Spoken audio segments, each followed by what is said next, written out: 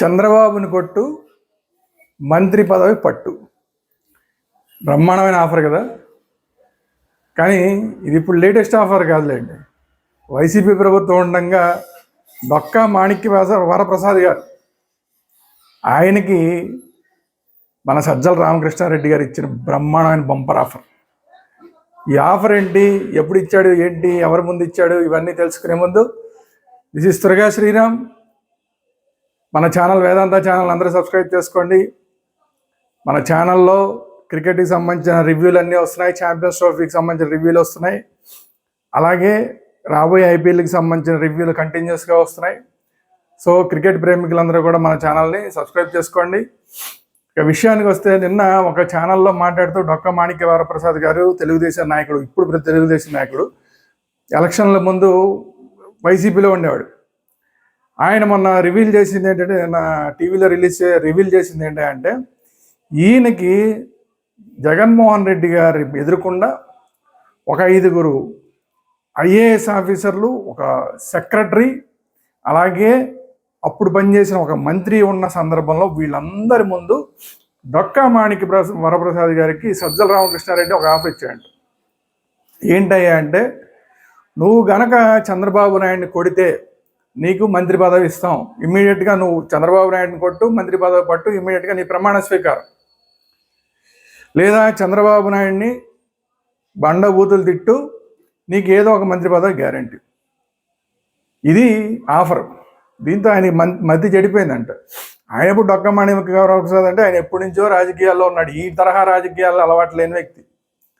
ఎవడన్నా కొడితే మంత్రి, అధికార మాజీ ముఖ్యమంత్రిని కొడితే మంత్రి పదవి ఇవ్వడం, కొడితే మంత్రి పదవి, తిడితేనేమో చైర్మన్, కార్పొరేషన్ చైర్మన్ పదవి, ఇదేంట్రా బాబు అని షాక్ అయిపోయాడంట ఆయన. అదే టైంలో ఉన్న మంత్రి, లేదులేండి ఈయన వల్ల కాదు ఇలాంటివన్నీ, ఈయన ఏదో గాంధీవాది, ఈయన ఇలాంటివన్నీ చేయలేండి అంటే, దాంతో అక్కడి నుంచి ఆ టాపిక్ అయిపోయిందంట. ఇది ఎలాగా అసలు ఏమిటి అంటే, అసలు ఇంకేమన్నా ఆఫర్లు ఉన్నాయా? అసలు చంద్రబాబు నాయుడు గారిని ఇంకేమన్నా అసలు చంపేస్తే ఇంకా పెద్ద పదవి, ఏదైనా కేంద్ర మంత్రి పదవి, అలాంటివి ఏమన్నా ఆఫర్లు ఏమైనా ఉంటాయా? ఇదేంటి అసలు? చంద్రబాబు నాయుడు గారిని చంపేస్తే ఒక పదవి, కొట్టేస్తే ఒక పదవి, తిట్టేస్తే ఒక పదవి, ఇలాగా అసలు పదవులు ఇస్తారా? ఇది వైసీపీ ప్రభుత్వంలో మాత్రమే జరుగుతుందండి. ఇది మొత్తం అందరూ ప్రత్యక్ష సాక్షి. అంటే ఆయన బాధితుడు ఎవడైతే ఉన్నాడో, ఎవరికైతే ఆఫర్ వచ్చిందో ఆయనే పబ్లిక్గా టీవీలో చెప్తున్నాడు. ఇది సజ్జల రామకృష్ణారెడ్డి తీరు, ఇది జగన్మోహన్ రెడ్డి తీరు. ఇలాగే మంత్రి పదవులు ఇచ్చారు. చంద్రబాబు నాయుడు గారి మీద దాడికి వెళ్తే ఒక ఆయనకి మంత్రి పదవి ఇచ్చారు, గుర్తుంది కదా. అలాంటి ఆఫరే ఈయనకి ముందే ఇచ్చారనమాట. ఈయన ఆ పని చేయలేకపోయాడు, ఇంకొక ఆయన ఆ పని చేయడానికని వెళ్ళాడు. సరే, కొట్టలేకపోయినా కూడా కార్లు వేసుకుని వెళ్ళి ఆ ప్రయత్నం చేశాడు కాబట్టి ఇమ్మీడియట్గా మంత్రి పదవి వచ్చేసింది. గత వైసీపీ ప్రభుత్వంలో ఎందుకు చంద్రబాబు నాయుడు గారిని అందరూ అంత తిట్టేవాళ్ళు, ఎందుకు పవన్ కళ్యాణ్ గారిని అంత తిట్టేవాళ్ళు, పచ్చి బూతులు మాట్లాడి ఇదిలో ఎలా ఇష్టం వచ్చినట్టు ఎలా ఎందుకు తిట్టేవాళ్ళు అంటే, ఇది కారణం. అలా చేస్తేనే అక్కడ పదవి. చూసారా, ఇలాంటి ప్రభుత్వాలని మనం ఎన్నుకుంటున్నాం. ఎంత దారుణమైన ప్రభుత్వాలను మనం ఎదుర్కొని 5 సంవత్సరాల పాటు భరించాం మనం. ఇది ఎక్కడన్నా రాజ్యాంగం ప్రకారం పనిచేసే ప్రభుత్వమేనా అసలు? అది రాజ్యాంగం ప్రకారం పనిచేసే పార్టీనేనా అది, ఆ వైసీపీ అనేది? అసలు ఈ రాష్ట్రంలో అసలు ప్రజాస్వామ్యం అనేది అసలు ఉందా లేదా అనేది డౌట్. అసలు 5 సంవత్సరాలు కూడా. దానికి తాజా ఉదాహరణ ఇది. ఇలాంటి దారుణమైన పరిస్థితులన్నింటినీ కూడా కొన్ని ప్రత్యక్షంగా చూసాం, కొన్ని మనకి తెలిసినాయి.